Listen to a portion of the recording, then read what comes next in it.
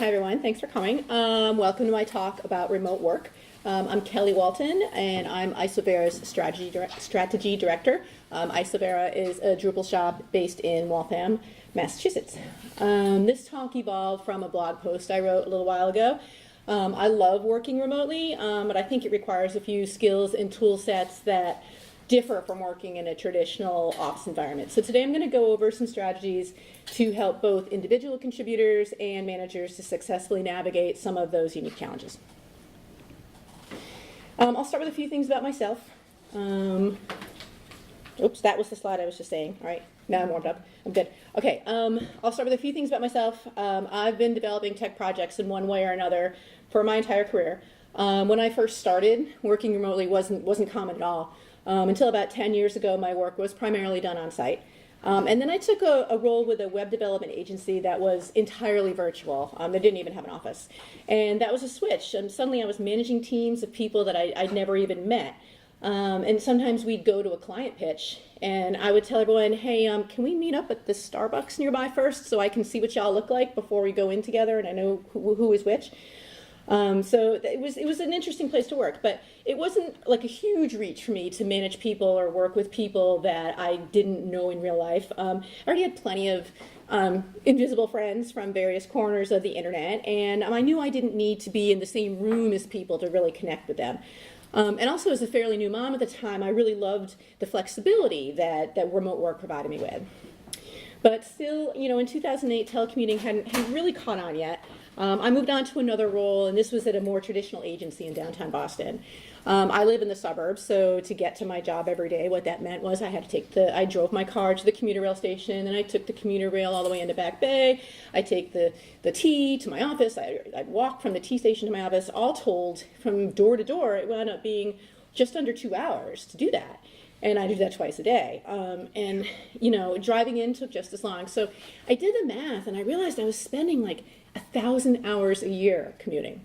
So you multiply that by your hourly rate, and you think about what that's worth. And that really let that sink in.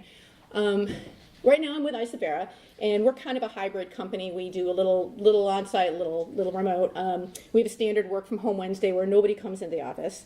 Some of us come in the office once or twice a week. Some folks like to be in the office and are in more than that. Some people are pretty far off and maybe come once or twice a year, and I do have some colleagues that I've never met. At Isovera, we're always looking to improve our processes, and as strategy director, I've been addressing some of the specific challenges and pitfalls of working remotely and having a distributed team, and so that's what I'm going to talk about today, so let's get into it. How many of you here work remotely at least part of the time? Yeah, that's what I thought. So it's very popular now. And why is it so popular these days? Well, we have the technology, right? Obviously, the internet is a huge factor in making this work. Video conferencing is now pretty reliable and easy to use most of the time. Smartphones further extend our ability to be wherever, to check in and communicate. Other considerations that make this really popular to companies is our cost in hiring. Companies can reach a far greater pool of candidates when they make positions remote. And additionally, they don't have to be concerned about being in a local competitive market. They can reach out, or the cost of relocating new hires. And finally, it's just becoming more mainstream. And when you see one company do it, another company wants to do it. So it's not just startups or crazy hours anymore. It's many more traditional industries are getting in on remote work as well. And clearly not every industry is going to be able to embrace telecommuting. I mean, your mail carrier is obviously always going to hack it out through the rain and sleet and snow and whatnot. But it's definitely not just tech workers doing remote work anymore. I heard a story the other day about surgeons being able to use nanotechnology to do remote surgeries.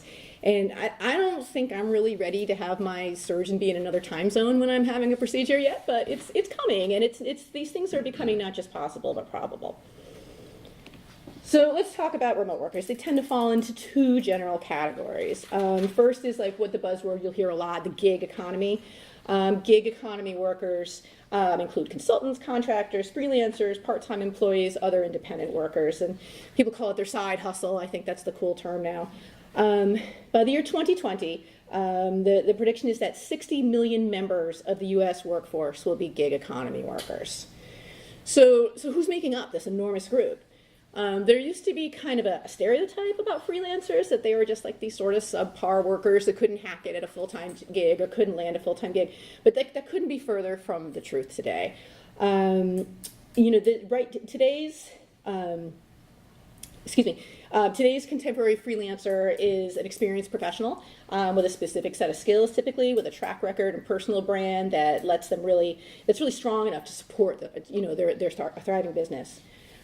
People tend to immediately think millennial when you talk about the gig economy, and those folks do tend to corner the market on some of the things like the Ubers and the Etsys and the TaskRabbits and things like that.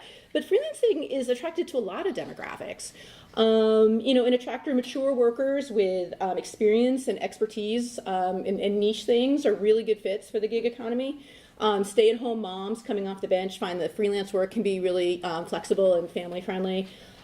Senior level executives who maybe want to get out of those like 60, 70-hour work weeks, shift over to consulting gigs.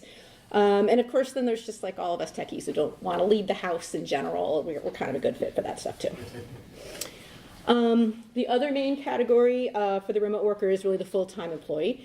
And again, there are a few flavors. There's the occasional remote worker who might stay home on a snowy day, or maybe their kid has a school play in the middle of the day and they just want to work once in a while remotely, but they mostly go to an office. The hybrid worker like me works remotely part of the time, maybe a few days a week, goes into the office.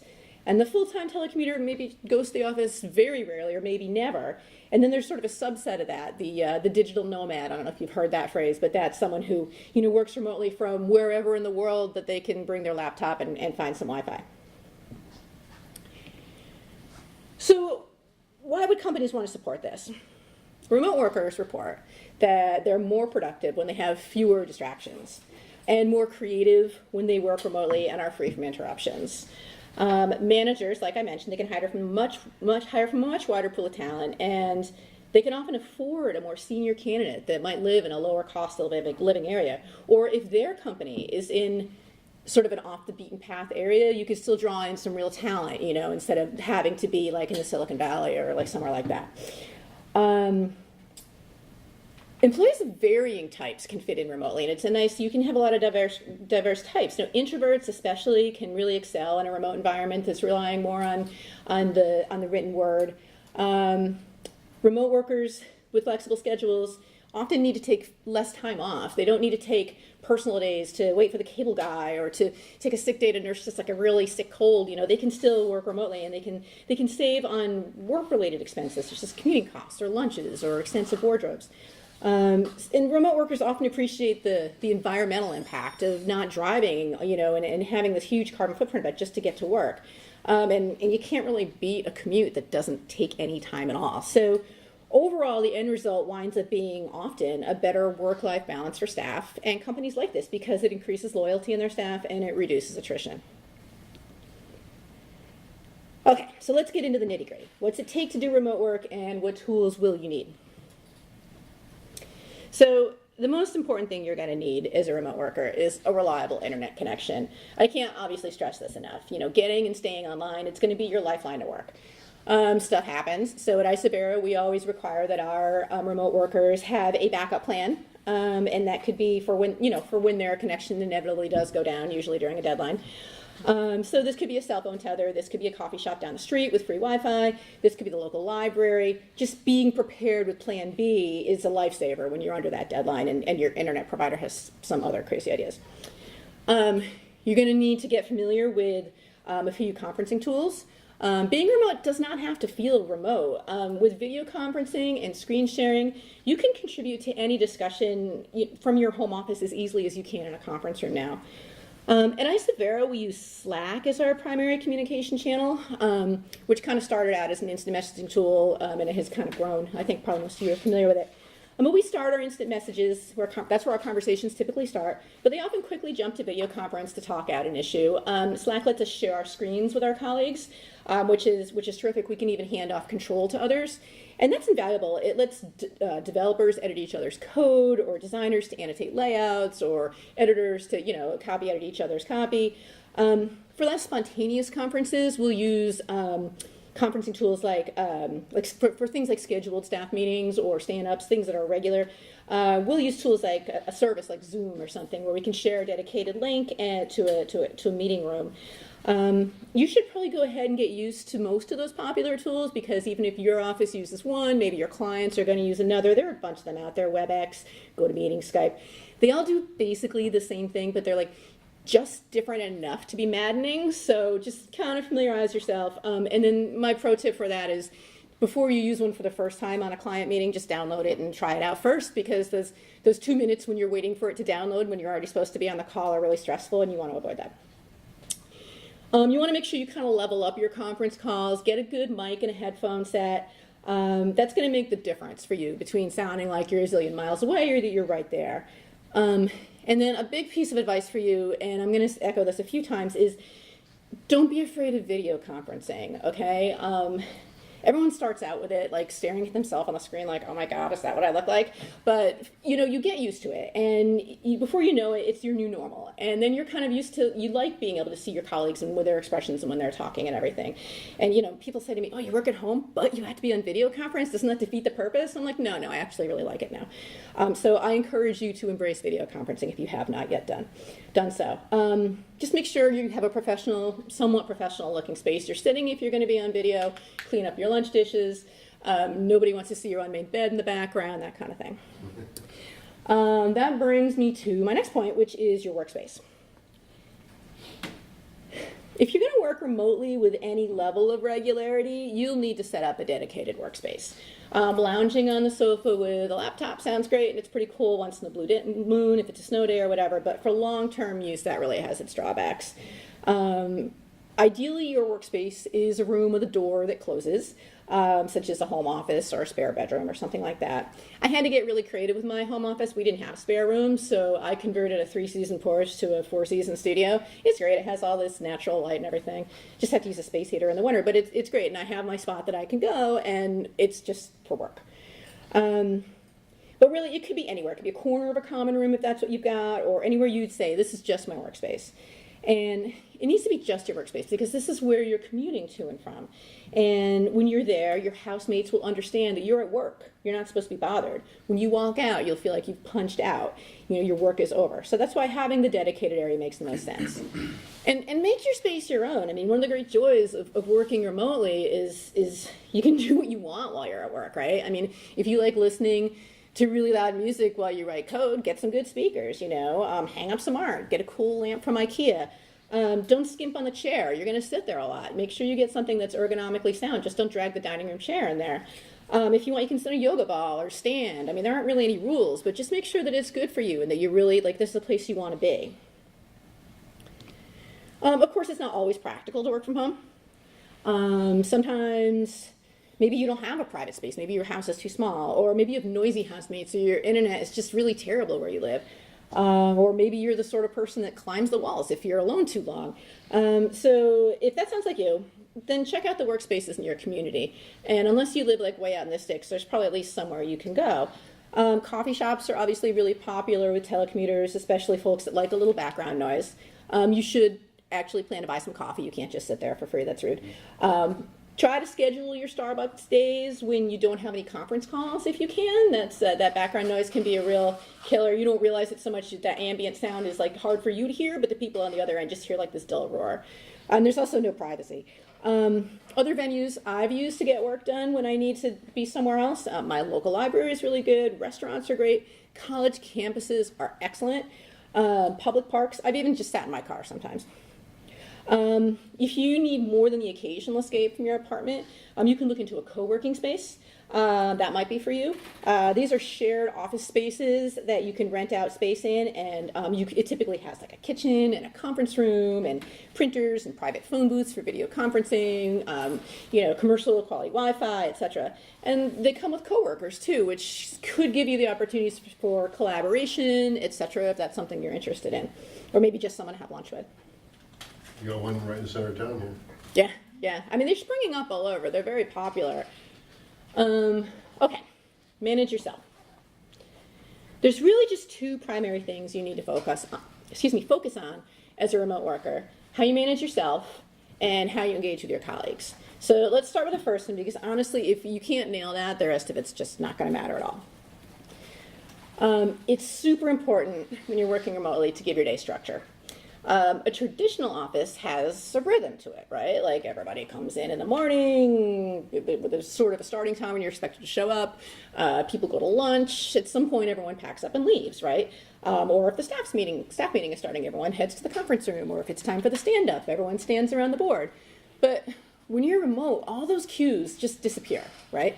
So how do you know what to do? Especially when you're first starting out, it's really great to set up a real schedule for yourself. Establish your starting and quitting time and share those times with your clients and colleagues so that they know what to expect, and then stick to them, which is hard. Some people have a hard time disconnecting from work when they're working remotely. I can be one of them. It's so easy to do just one more thing, right? And then next thing you know, you've been there forever. I actually have an alarm set on my phone that tells me 15 minutes out from when my planned quitting time is, and that really helps me just sort of wrap things up and mindfully end my day instead of just doing one more thing. Figure out what your new commute looks like.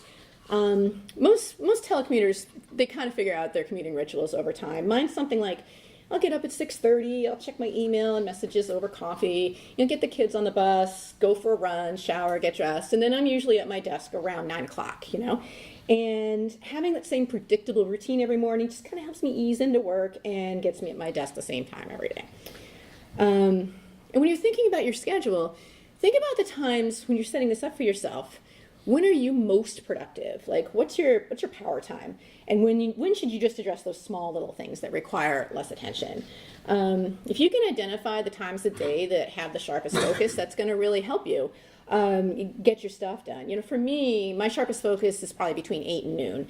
So I use that time to do my creative work and other projects that require really intense focus. And then I'll usually get like another burst of energy in the early afternoon. And I know for a fact I'm like absolutely useless after 10 p.m. So I don't pull late nights. I'll pull early mornings if I need to on a project, but I can't do anything late night. So what I'm trying to say here is like everyone's different. Just find your peak times and try to leverage them, and that because it's one of the great joys of working remotely. But that said, your schedule also needs to coexist peacefully with your colleagues. Even if you do your best work in the middle of the night, or if you're 12 time zones away from everyone else, you still need to be available during your organization's standard working hours, at least part of the time, so that you can all collaborate and communicate. So be clear with your colleagues about what hours you're available.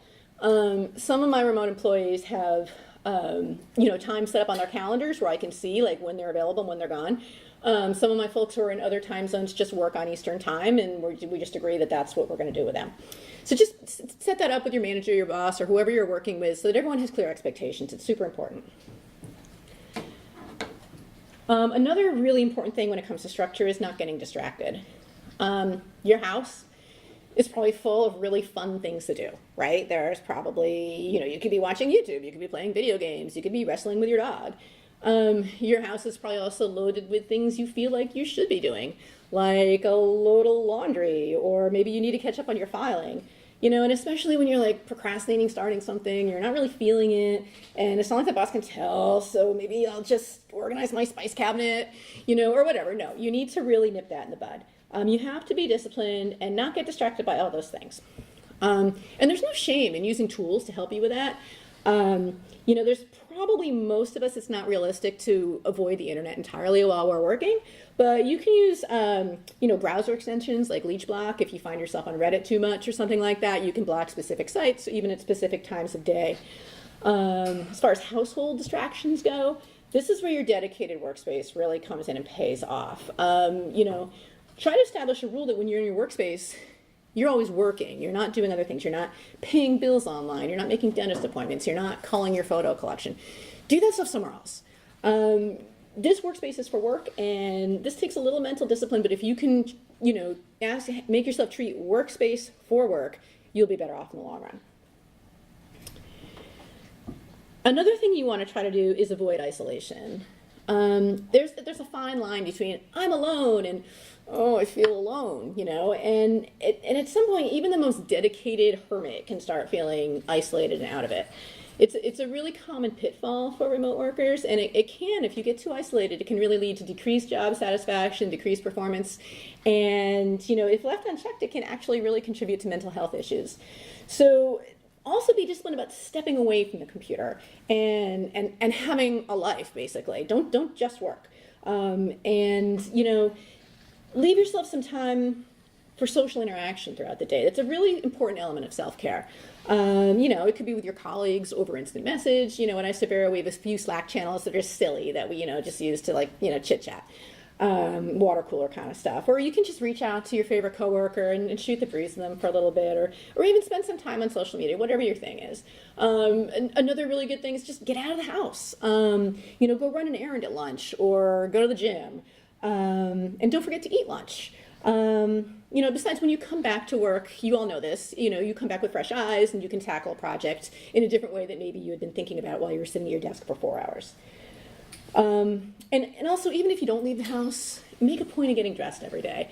It is super easy to just get into this bad habit of rolling out of bed, grabbing your laptop, starting out, and next thing you know, it's like dinner time, you're still in your pajamas, you've got bedhead, and you're like, what have I turned into? So really try to keep up just like your basic hygiene, whether people see you or not. It's a real problem sometimes. Another thing you want to do is you want to protect your time. Okay, I'm sure some of you have heard this before. It's a common complaint of remote workers that everyone else thinks working from home is really like hanging out around the house, right? So, people are like, at the very least, they assume you have loads of time on your hands, right? So they're like, oh, well,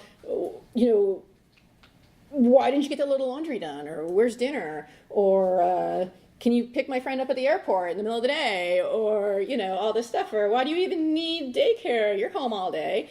So you need to nip that stuff right in the bud. That's clearly you're working. And you need to establish very clear boundaries and stick to them. So tell your loved ones you're on the clock when you're working remotely, when you're in your working area, and they have to act like you're somewhere else. Just be really consistent in your messaging, and they'll learn. When someone asks you to do something, tell them you'd be happy to after work. And you can always remember, no is a complete sentence.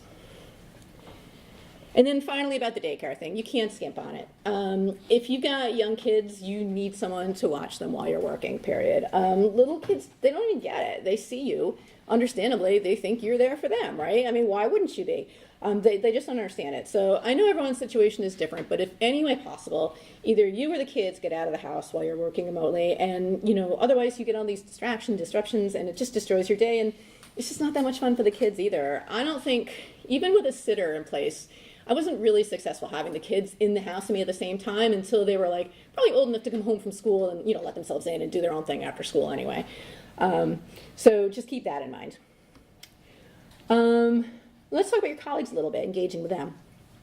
One of the primary reasons people say that they enjoy remote work is there are no pesky colleagues, right? You're all by yourself and nobody but the cat really bugs you all day long, and that's pretty sweet, but it's true. But you're still part of this larger ecosystem, right? You've got your colleagues, your manager, any reports you have, HR, clients, etc. And when you're in the office, like with your butt in your seat, all those people can see you, and they're reminded daily of all the things you're working on, and all the things you do, and all the value you bring to the company and to the team. But when you're remote, you're kind of invisible. So even if you're like a total hermit and you hate all people, you still need to make the effort to communicate with your other people and collaborate with them, just like you do in the office. It's even more important now. Because here's the thing. I think most people, especially I think techie folks, sort of assume that if they do their work on time and do a good job and don't make any waves, they're in pretty good shape at work, right? But that can be accurate sometimes. But when you're just out there quietly coding away or doing whatever your job is, it's easy to get overlooked. And, maybe that sounds great, right? Oh, if I'm overlooked, no one's going to bother me. I'll just be, I don't go to meetings or any of that stuff, But when you're overlooked and no one's bothering with you, no one's going to let you know what's going on. And you're going to stop hearing about what's going on in the company, what's going on with your project, and what's going on with your career. And you're going to be out in the cold and isolated, and that's not good for your career. So you do need to make that extra effort to reach out. The onus is on you to prevent that problem, and to make a dedicated effort to communicate regularly with your team, your boss, your coworkers. And this is hard, and I think that the kind of people who are often drawn to remote work might be quiet, they might be introverted or shy, or maybe there's a language barrier. Even if you're having to overcome all of that, it's really important to speak up, because I don't really think that there's a more important piece of advice I can give you. If you fail at communicating, you're going to fail at remote work. So I have some tips for that. The first one is really just to be deliberate. Just have planned, scheduled communication times, and you check in with your folks. Go voice. Don't be afraid to pick up the phone. I know, I loathe the phone. The only person I'll talk to on the phone is my mother, but for chit chat. But for work, it's really important sometimes. When you start going back and forth over Slack, you be the one to say, hey, let's go voice. You can almost always solve a problem faster and with a better resolution if you just hop on a call for 5 minutes. And there's so much more nuance in a conversation when you can hear tone of voice, or even better, see facial expression and body language. So just grit your teeth. I know no one wants to get on the phone, but just do it and you'll be glad you did. Be available. I always say that the best remote workers are the ones that feel as if they're in the office right next door to me. Try to respond as quickly as you can when your colleagues contact you during working hours. Now, I'm not saying drop everything the second you get an instant message. That's not okay. I mean, you have to put your head down and get work done. But if you are turning notifications off because you're doing something that requires focus, just make a point of checking back in periodically so people don't think you've just disappeared. Set a status message saying when you'll be available. People need to be able to get a hold of you, and that's really not negotiable. If you go AWOL too many times as a remote worker, you're just not going to succeed. Be clear. Don't just communicate, over-communicate, especially when you're starting out. Be upfront about your schedule, about what hours will and won't be available for communication. Give progress reports on a regular basis, even if they're not asked for. Let people know right away if you're blocked on something. Tell people when you need a response to a question. If you're in the middle of a collaborative project, don't just peace out and go away for the day without saying goodbye or logging out, so people are wondering what happened to you. Use your status messages so people know what you're up to. Be succinct. If you find yourself writing an email that's more than a paragraph long, stop, think. Is it time for a call? And it might be, that's a lot of email. But if you feel like you really need this to be written, maybe you want it documented, etc., try to include an executive summary or something, because at the top, because nobody's going to read your wall of text trying to figure out what your point is.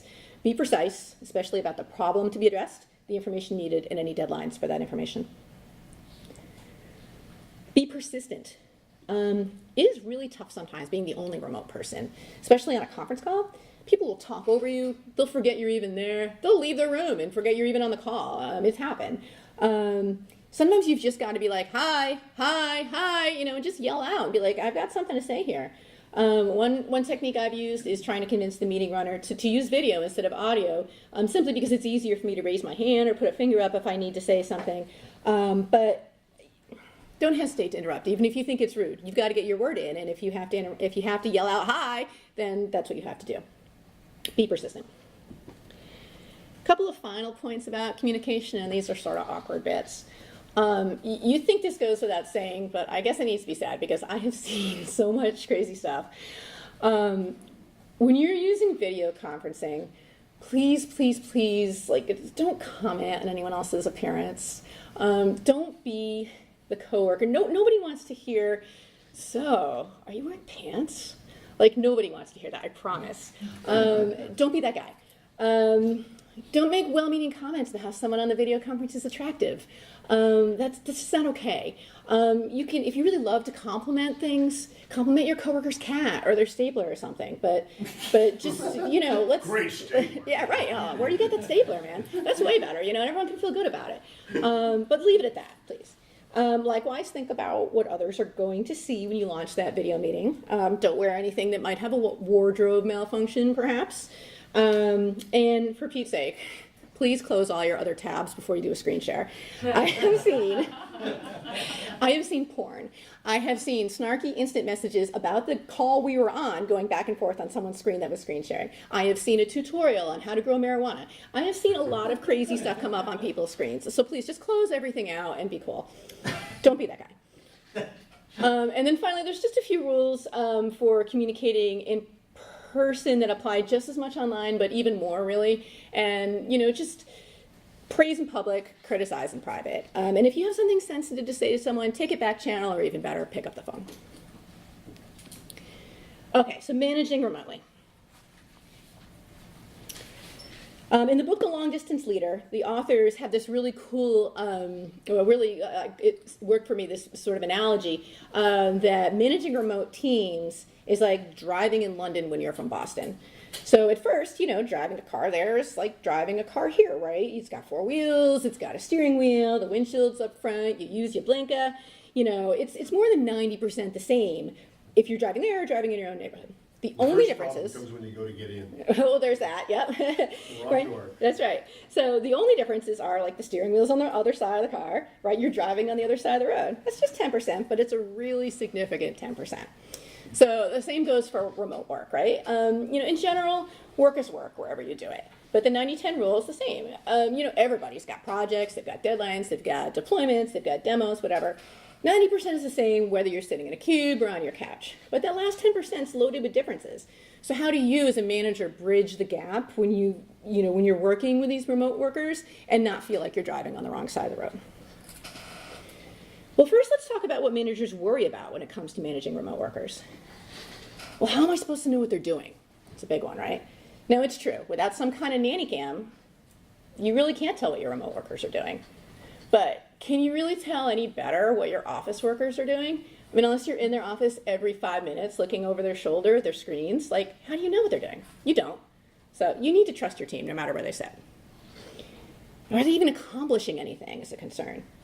Well, as a manager, you should be able to really answer this question based on your work process and your role as manager. Surely you review work. You hold regular one-on-ones, right? You check in with your reports, colleagues, and clients. So what's this have to do with where they're sitting? Well, won't they get distracted? And actually, no. They will, but not as badly as the office workers do a lot of the time. Studies from Harvard Business Review and others show that people who work away from the office actually get more done on a task-by-task basis than people in an office.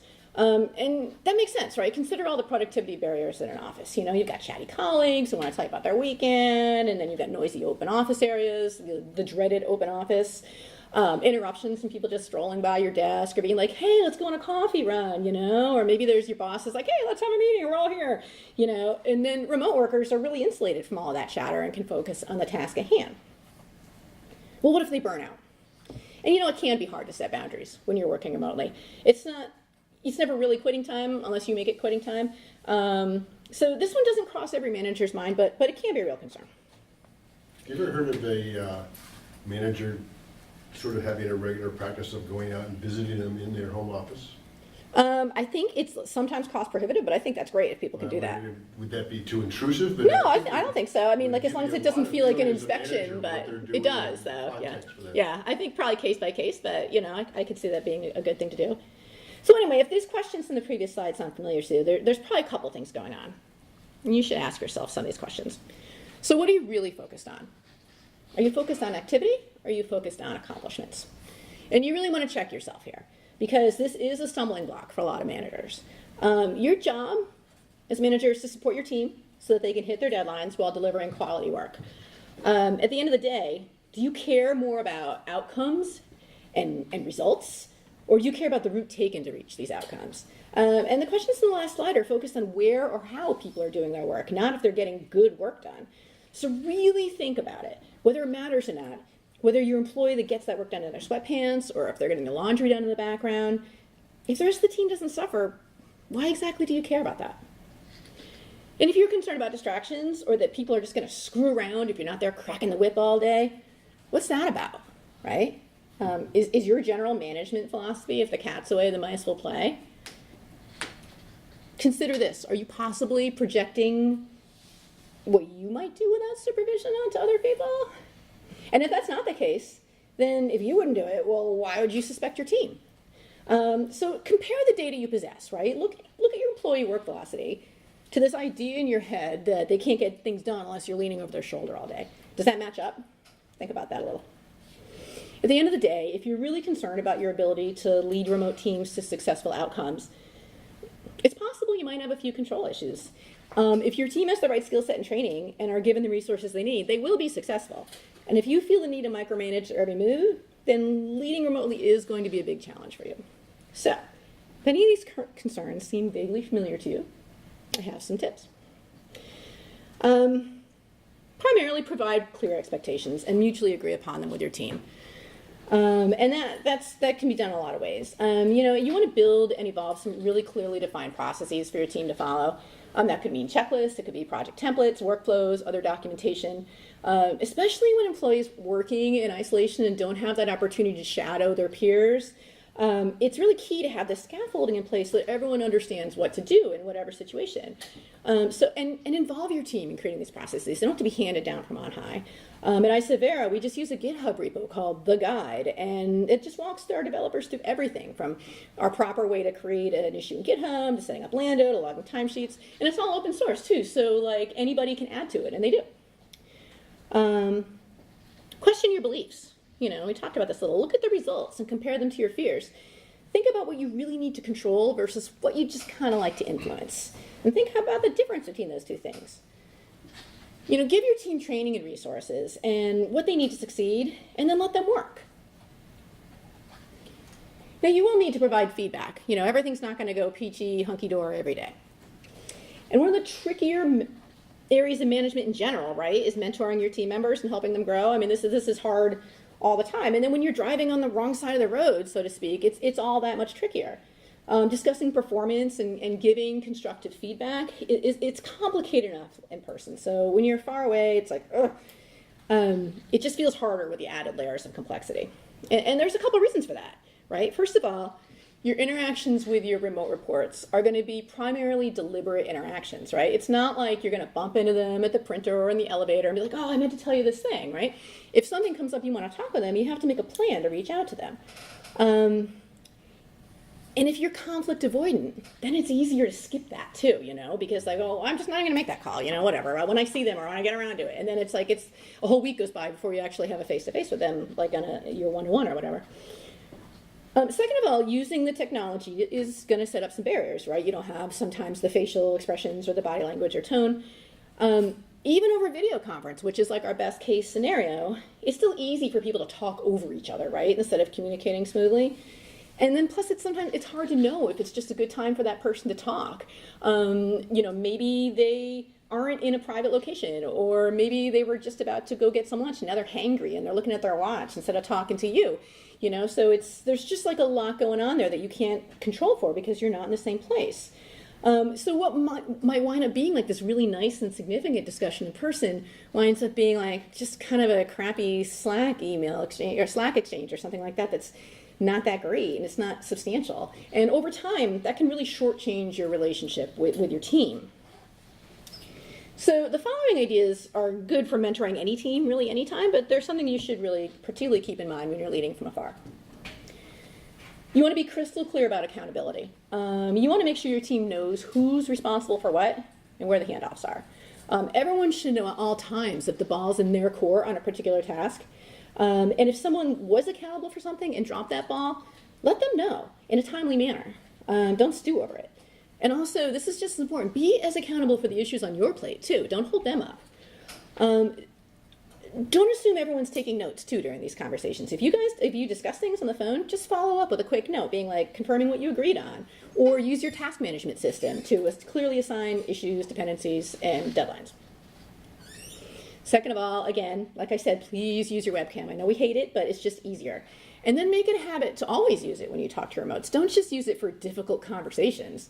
Because then, if you just use it for difficult conversations, then when you're like, oh, can you turn on your webcam? That's like the equivalent of like, we need to talk, right? And like, everyone's like, and people are imagining. Close the door. right. And then people are immediately in this defensive panic when you just really want to ask them like if they wanted to take some time off next week or something, I don't know.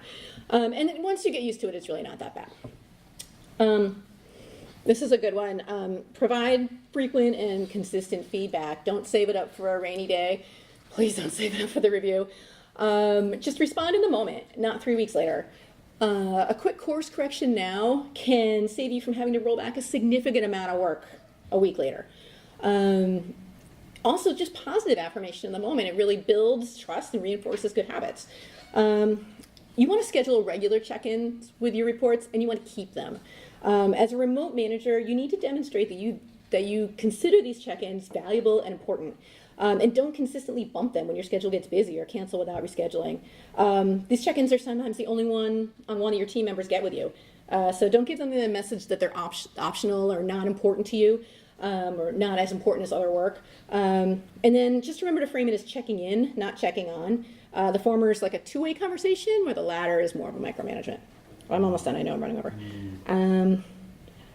Assume the best about people instead of the worst. When you go into a conversation where you need to call out a mistake or a shortcoming, where do you start? Do you approach the conversation from the perspective that the person fully intended to do the right thing, but that there were plausible and reasonable explanations for what they did?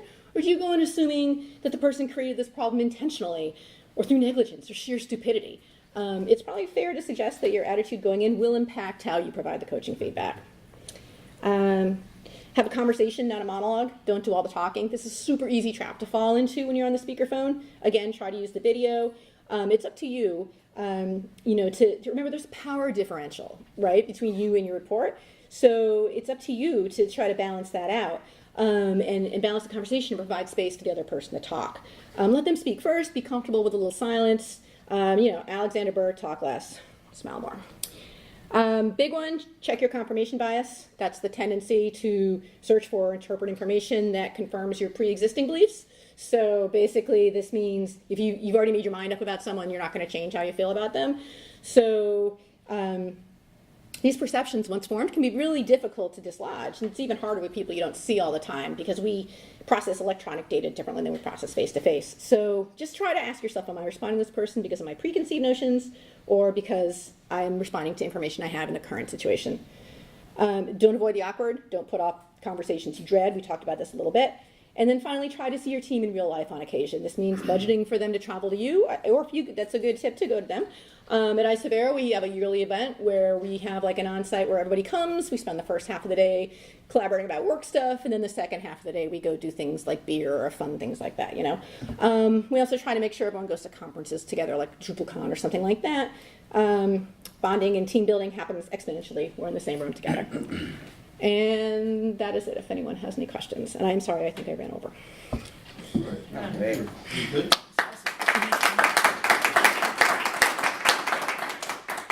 I'm happy to